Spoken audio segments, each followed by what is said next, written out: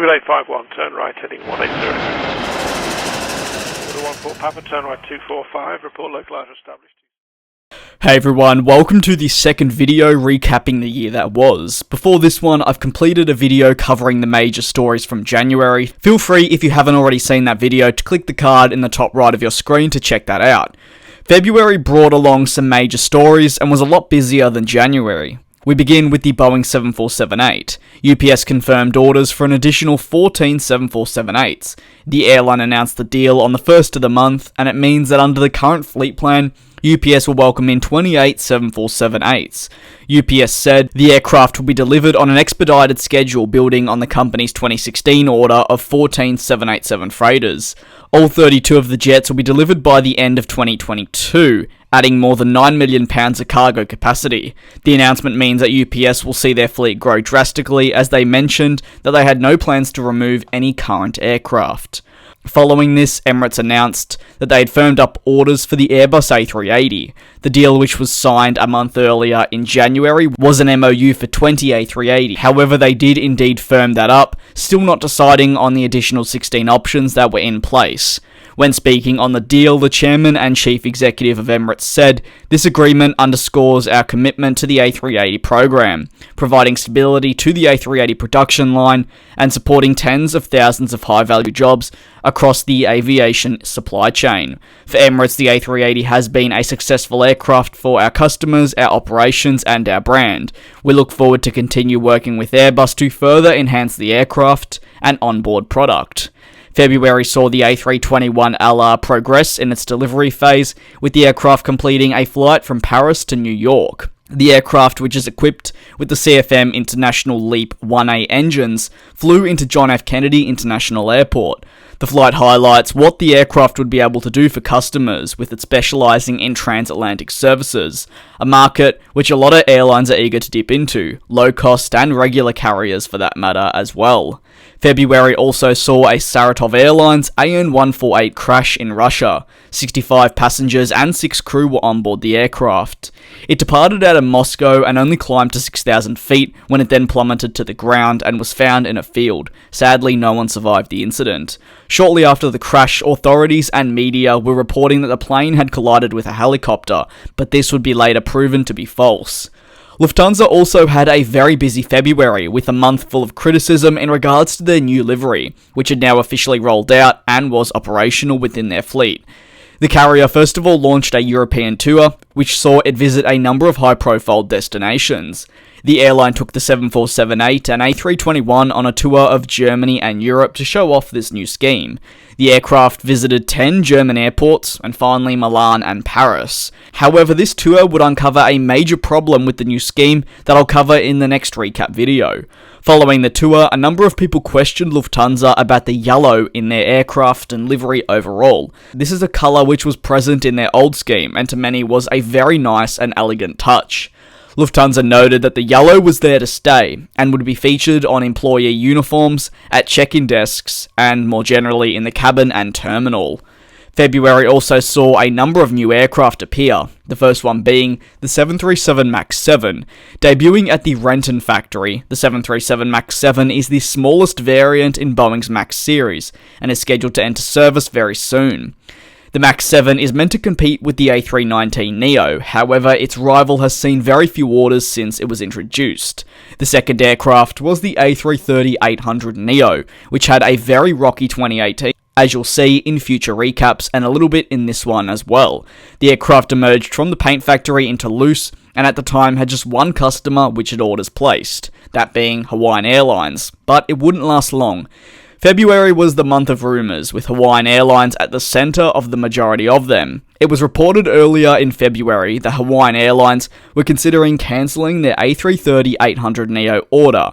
It is worth mentioning that the airline had originally ordered the A350-800, but that variant was dropped from the A350 series, and their orders for that aircraft were switched to the A330-800. The decision by Airbus to drop the A350-800 left a very sour taste in Hawaiian's mouth, and soon they confirmed that they had indeed dropped their orders for the A330-800. An aircraft which had actually just appeared from the patent line, Hawaiian Airlines moved over to Boeing and the 787 series. The deal meant that the A330-800neo had no customers. Boeing announced that they had received an order from Hawaiian Airlines for 10 787-9s in a deal which was worth US $2.82 billion at list prices. The month also saw the beginning of engine difficulties for engine manufacturers within the industry, with Pratt & Whitney experiencing troubles on their engines which are fitted onto the A320neo. Not only did they have to ground a number of engines and aircraft, they were also running late on delivering their engines to the A320neo assembly hall. This is a problem which didn't help Airbus, who were already facing a lengthy backlog for the A320neo family of aircraft, one of the most popular series of aircraft throughout 2018 in regards to orders. Or the A330NEO appear for the first time with the TAP Air Portugal scheme. The airline is the launch operator for the aircraft, but more specifically the A330-900, and throughout 2018 saw multiple test flights occur, world tours and more, which all took place before the aircraft's eventual delivery just a few days ago. TAP Air Portugal announced that they would be placing their Airbus A330neos on routes to Africa, Europe and America. During the month, Emirates also threatened to cancel their order with Boeing for the 777X aircraft in February. The boss of Emirates said, "In the United States there are voices that call for the termination of the Open Skies agreements," adding, "If it happens, Emirates will rethink its order for 115 Boeing 777-9s and 35 777-8s. The deal is worth US $76 billion and is one of the biggest the industry has seen to date. If Emirates had gone ahead with the cancellations, not only would Boeing have been impacted, but also General Electric, who is supplying the GE9X engine to customers and Boeing. The deal Emirates has with General Electric is worth $16 billion for the engines alone." Air New Zealand announced that they would be looking to replace their older 777-200s by 2022, with an order potentially coming in 2019 for a new wide-body aircraft. Rumours floated around throughout the month that potentially the 777-8 or A350 would be the perfect option for the airline.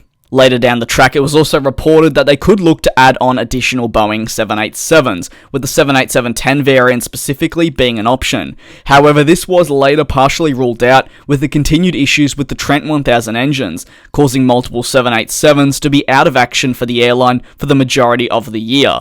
In turn, we've seen Air New Zealand get a number of other aircraft in on a lease to help cover for these stricken aircraft.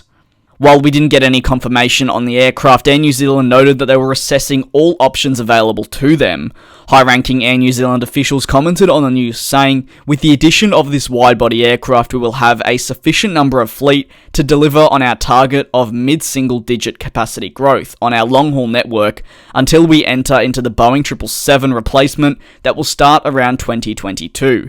Along with the A330neo, the A350 ULR, which is Airbus's answer to ultra-long-haul travel, was officially revealed. The aircraft's launch operator is Singapore Airlines and has now been placed on a Changi to New York service, which is now the world's longest flight. This service was actually cancelled around 5 years ago, back when the A340 was operating on it. As the Airbus A340 has the 4 engines and the A350 has 2, it really highlights how the industry has changed and developed over the years, as the A350 is a far more efficient aircraft to what the A340 was, making these ultra-long-haul routes now more achievable. Singapore Airlines configured their A350 ULR in an all-premium cabin configuration, with premium economy and business class making up a cabin which featured just over 150 seats. The final story of the month came from the Boeing's NMA, and this is the name it has been given. While certainly not official, we've seen interest throughout the year constantly appear, with the first carrier having interest being noted being Delta from America. Delta noted that they are very interested in the capability on the Boeing's NMA, especially on routes throughout America and potentially to South America. As Delta continue to streamline their fleet, the 797 could be the perfect alternative for them from short to medium haul travel. That is February. I do very much hope you all enjoyed watching this video. If you had a favourite story, whether that be maybe Emirates threatening to cancel the 777X, Air New Zealand noting that they'd be looking at a replacement for their 777-200s, maybe the A330neo, A350 ULR, or even the A321neo LR, please leave them in the comment section below. If there's anything else that you saw happen during the month of February, also feel free to drop it in a comment below. I'd like to thank you very much for your continued support that you're showing on this series. I will continue to get videos out on this particular recap sort of series as quickly as I can. However, as there is just so much happening, it can take a long time to compile these scripts. Feel free to give the video a like if you enjoyed and subscribe to the channel if you are new. I do very much look forward to you all joining me either in the next video or the next recap video for 2018.